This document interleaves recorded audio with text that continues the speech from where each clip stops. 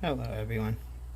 This is going to be another video about empaths since it was requested and it's not technically a series. I just didn't want to leave it at one video. There's so much information out there, and being an empath is very rare considering the fact that we have so many billions of people in the world. But empaths usually do link up, and we get a crowd of empaths in a chat room because we connect on a different level.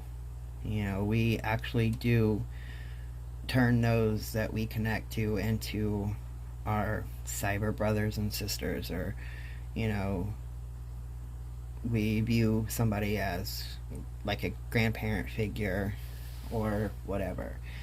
Um, that goes more on the lines of the deeper connection of being an empath to an empath, and not just so much because you're just always around somebody.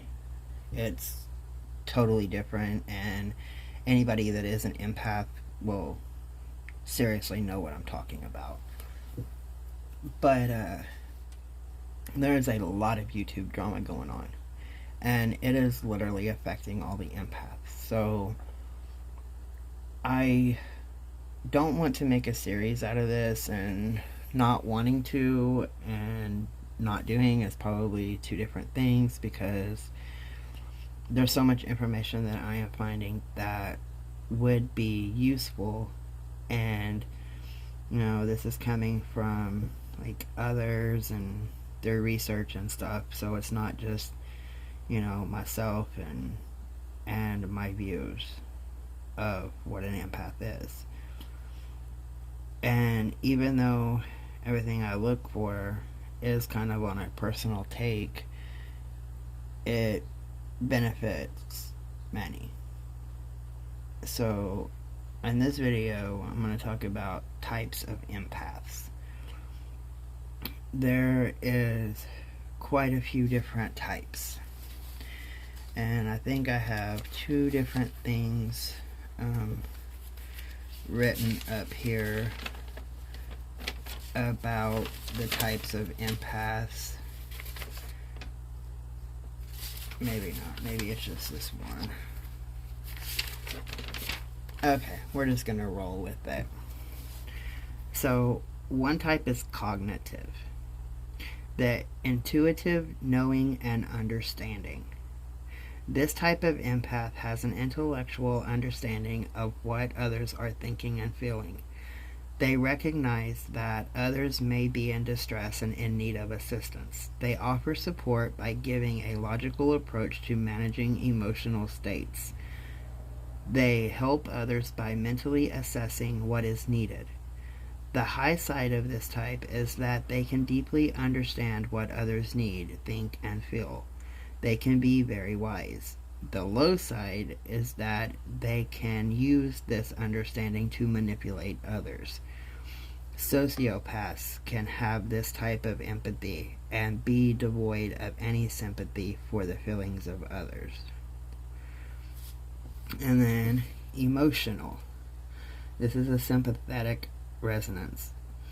This type emotionally and physically feels what others are feeling. Emotional empaths feel what others feel as though they are their own feelings. The high side of this type of empathy is that they tune to others and can truly know what another is experiencing. They are identified with their depth of feeling. The low side of this type is when they can't manage their own emotional states and focus only on their distressing emotions, often hysterically acting out their emotions. As a result, they can emotionally burn out and or feel like emotional vampires to others. And then there's the physical sensations. This type is very sensitive and may not know how empathetic they actually are. They feel through bodily sensations without a connection to their deeper inner knowing of their emotions. These signals may be pleasant or extremely uncomfortable. When someone near them is in distress, they may experience the uncomfortable sensation without realizing what is causing them to do so and be irritable and uncomfortable. The high side of this type of empathy is that they know through their physical sensations what is true in the moment, regardless of what is being said or done. They know when something is off. They often offer advice and solutions to fix whatever may be causing distress to others. The low side of this type is that they are easily overwhelmed by negative sensations and have trouble tolerating the distress of others.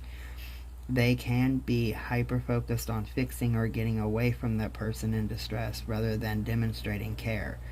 To manage their emotional sensitivity, this type of empathy may shut down to the point of appearing calloused, cold, or indifferent. And then there is the compassionate type.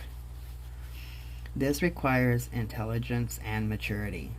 This type can read others. They see, know, feel, and sense what others are thinking and feeling. They understand the predicament of others and demonstrate care and concern through sounds, words, and gestures. They readily feel the emotions and may feel like crying, but will contain their own emotional response in service to others, and instead step in and offer assistance in the manner that it is needed. And then there's a biological type. This appears to be inherited just as aggression and shyness are, which is why some people are naturally more empathetic than others. We have a gene that may increase or decrease our innate capacity for empathy. We inherit our bandwidth for empathy, which is why some children feel pain when another child is hurt and cries, while other children do not seem to be impacted at all. Maturational. Generally speaking, between 9 to 11 years of age, we have enough ego development to expand our empathy by understanding our impact on others. Ideally, with the right guidance, we can develop this type of empathy. But even if we didn't have this kindness of the guiding mentor, it is never too late to develop this capacity. We call this sensitivity with emotional maturity. Experiential. This type comes from having experiences. Some people might not be able to truly understand what another might be feeling and or experiencing until they too have had the same experience. For example, they might feel sympathy for someone that lost their job, but if they also lose their own job, they might then move from having sympathy to having both sympathy and empathy. They now know on a personal level what it feels like to lose a job and have developed empathy for those that have lost their jobs. Spiritual. This type of empath is often described as an old soul. With this empathy, compassion, and understanding are always present, even if their behaviors are immature or reactive. The spiritual empath does not need to have had the experience to know what another is feeling. This type of empathy is what motivates us to create bonds and builds bridges of our communities. Spiritual empathy is what connects us to one another on a universal level. This is why we care and are impacted when we see or hear of the other suffering. Clarity is born out of this type of empathy. When we recognize that we are deeply interconnected to all things great and small, we engage with and wish to support the needs and concerns of others. This is why we can feel moved to help a total stranger that is in distress. Intuitive, also referred to as clairvoyant. Just a glance at someone will offer information about that person's life, past, blockages, and habits. They can understand the subtext of a conversation and read between the lines, so to speak. It's really hard to get anything past this type of empath because they pick up on more than what meets the eye. Plant flora. The plant empath loves plants and intuits their need, even being able to hear their thoughts. They have an all-consuming passion for gardening and love to be surrounded by houseplants and find contentment in the garden. These empaths make excellent friends that offer nurturing throughout their friendships. And then the animal or fauna empaths. An animal empath is very connected to all animals and can intuitively sense the needs of a pet. These empaths usually have a ton of pets. They rescue pets and sometimes even carry food in their vehicles to feed strays they come across. They feel deep sadness when animals are mistreated. Animals are attracted to these empaths as they sense their compassion and sensitivity. The animal empath understands the moods of animals and can communicate with them. They are often vegan and will not wear leather. And then the earth or geomantic empath. Earth empaths embrace Mother Nature and are often affected by the weather, especially when there is a natural disaster, also referred to as geomatics. These empaths may often feel the collective energies of a location or a city. Earth empaths usually rally for protection of the environment. Their homes typically have decorations made from earth stones, plants, and are of earth tones. And then the Heyoka. A fascinating type of empath and is the rarest type. Heyoka means spiritual fool or sacred clown in the Native American dialects of Dakota and Lakota. These empaths are the most powerful as their empath abilities enable them to assist in improving others. The Heyoka, when with someone who needs assistance in their spiritual growth, will actually mirror them. This mirroring helps people to see themselves truthfully and spurs them to question their values. And then the telepathic empath. This type is able to read another person's thoughts and feelings even when they aren't vocalized or expressed by the person. This empath is able to use the five senses to read others' thoughts, feelings, beliefs, and actions. They also can read impressions left on an object. Okay, so that covers the basic types of empaths. There are more. It's not just set to that. And some empaths don't even really fit into that because of the simple fact, like one that can pick up on things that come through a storm, like me. Whenever I'm around like a major storm or like a tornado, being here in Oklahoma, just the energies that surround the tornado, even if the tornado does not come to my town, if it's anywhere nearby, I can pick up on the pain, the stress, the anger, the sadness, the fear of the people that it has passed through already. And as it's approaching our area, but kind of on the outskirts, going past, I can also feel the relief from others that it didn't affect, but it was going to affect, if it swerves or whatever.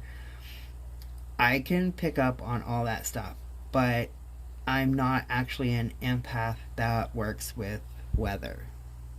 I don't get anything from snow other than just simply being pissed because I can't go to the store and drive in the snow. That's mine. That's not other people, though. Large storms and tornadoes. That's what I work with. And then I do pick up on animals really well. And I am always swarmed in animals. I can go to the park and they'll be, oh no, don't get close. This dog is very, vicious or whatever. That dog will come up and start licking me and, trying to knock me down, trying to play with me. And the owners are always just like, oh my god, I've never seen this happen. Around the house, I literally have to keep my door shut and locked or the animals just get in here. And I don't mind it. Like, I love being around animals, but like my cat, he gets nipped out, he starts walking across the keyboard, he starts deleting my essays for school. There are times that I really want to get mad at him, but I feel him and his need to help me. So I can't really get mad at him because he's trying to do me a favor. He doesn't understand he's not doing me a favor, but he's trying. He's trying to be a part of what I'm doing. It's not his fault that the delete button is in that certain area of the keyboard that he just really loves to step on. Like, the company should have made that delete button in a different location. See, that's the kind of stuff that I get from him, which probably sounds really weird. But if you have a cat and if you're an empath, you get this. And I have been called an old soul, like, my whole life, since I was like, as far back as I can remember, like 3, 4, 5 years old. I would always hang around the old ladies and old men in the town, at the church I was forced to go to, community dinners, nursing homes. Like, I always chose to hang around the elderly people. But then when I couldn't be around the elderly people and I was like just in school and stuff, I was always making friends with older people. I would be the class pet because I had a deeper relationship with the teacher. And no funny business, none of that bullshit. But I literally could relate more to the teacher of the class than I could to the students of the class. Because to me, the students were just so damn immature and they like really got on my nerves. Like, deeper than just, oh my god, you're an idiot. I would literally get sick, physically sick, if I had to hang around immature kids. I was perfectly fine with babies, younger kids. Like, I knew that they had a lower level of maturity. And I was perfectly fine with that. You get somebody that's supposed to be in my age group, my same studies, knowing the same things, on the same level. And if they don't have a certain level of maturity to them, I physically get sick in the room with them. And then there's the physical aspect that I deal with. I had a friend, and he was in Tennessee. We was always talking, always, together, distantly, cyberly, phone calls, whatever. And he went to work one night, and I was at home, and I started having chest pains. Well, I had messaged him and I had told him that I was going to the hospital and that if he couldn't get through, it's because there's not very good signal there. So I go to the hospital, I'm having heart problems and, everything's like, it feels like it's all out of whack. And I actually do have heart problems. I was born with them, so, when I feel this kind of thing, I know when to go to the hospital. Well, I get there, blood pressure's fine, blood work is fine, nothing on the heart monitors, everything is perfectly fine. And they send me home. Well, I get home and I'm thinking, what the fuck? What the hell was all that? I literally just spent like 8 hours in the hospital for nothing. Well, I leave the hospital area and I'm pulling in, to, pulling into the road that took me to where the house was. And I get my signal back. And I have a message from my friend telling me that he had a heart attack and that he couldn't reply to me because they were literally like trying to bring him back. And of course, he wasn't able to tell me beforehand that he was going through this. So when I felt it, I knew something was wrong, and it felt like it was physically me. But I found out there was nothing wrong with me, and I was still having, the tightness in my chest and things. It had lessened because mentally I knew it wasn't me. But it was still stressful because I didn't know who it was. So after I found out that it was him, everything shifted to me worrying about him and not so much on me, and all the symptoms went away as soon as I could clear it up. So I am a physical empath. And I'm also an emotional one because I can pick up on stuff. You don't have to express how you feel. Like, even just going into a chat room, somebody can be like, oh, I've been doing laundry and this and that. But I literally know that, yeah, you may have been doing laundry, but you've been doing laundry with tears in your eyes. So, like, what's going on behind the you decided to do laundry at this moment kind of thing. And of course, people think I'm crazy when I ask them stuff like that, and they deny it, and then I just kind of brush it off and go on because they don't want to talk about it. They eventually do, though. Maybe 2-3 months later, but they do. And another thing, when I was up here in Oklahoma, I had told someone that their family member was being hurt.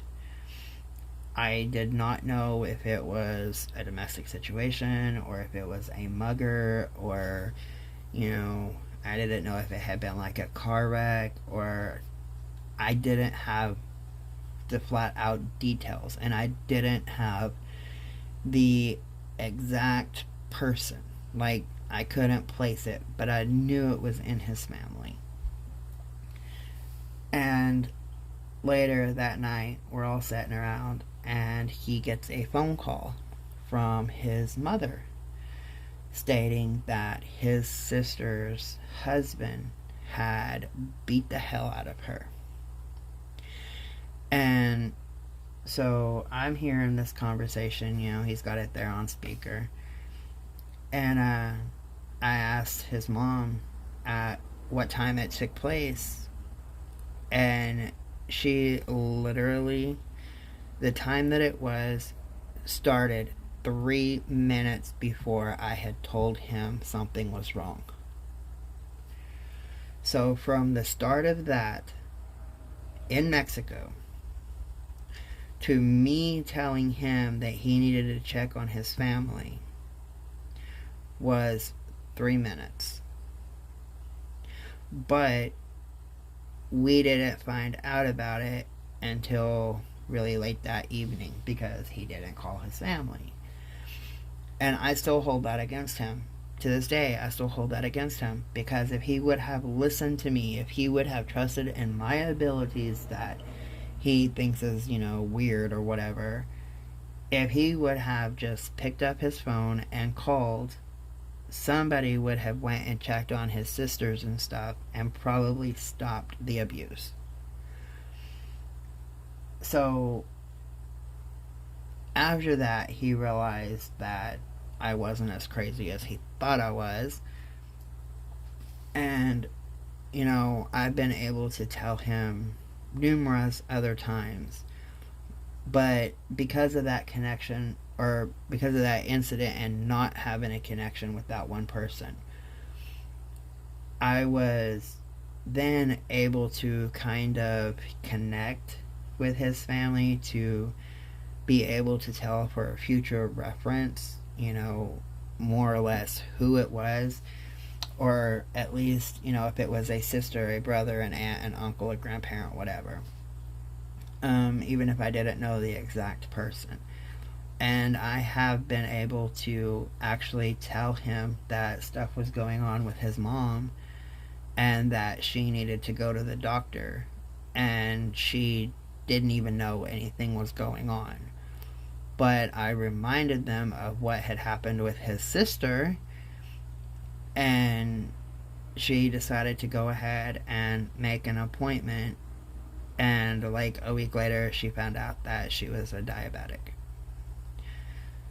Luckily, she hadn't really had any symptoms or anything.